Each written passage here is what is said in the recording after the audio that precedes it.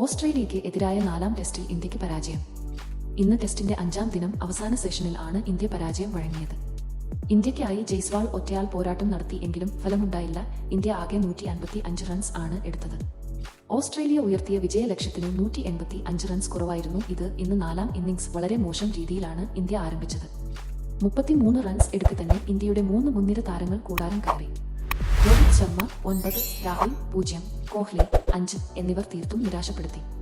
ഇതിനുശേഷം പന്തും ജയ്സ്വാളും ചേർന്ന് ഇന്ത്യയെ 2ാം സെഷനിൽ വിക്കറ്റ് പോകാതെ കാത്തു. എന്നാൽ അവസാന സെഷനിൽ ഒരു അനാവശ്യ ഷോട്ട് കളിച്ച് പന്ത് തന്റെ വിക്കറ്റ് കളഞ്ഞു.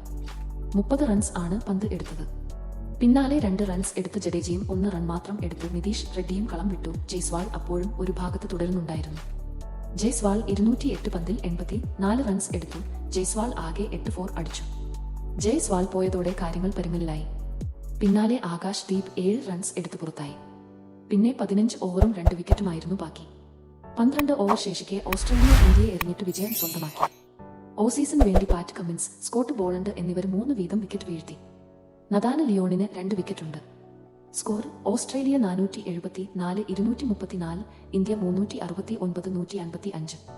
ജയത്തോടെ 5 മത്സരങ്ങളുള്ള ബോർഡർ ഗവാസ്കർ ട്രയാഫിയിൽ ഓസീന് 2-1 മുന്നിലെത്തി. ഇന്ത്യയുടെ ലോക ടെസ്റ്റ് ചാമ്പ്യൻഷിപ്പ് ഫൈനൽ എന്ന പ്രതീക്ഷയും ഇതോടെ കഠിനമായി.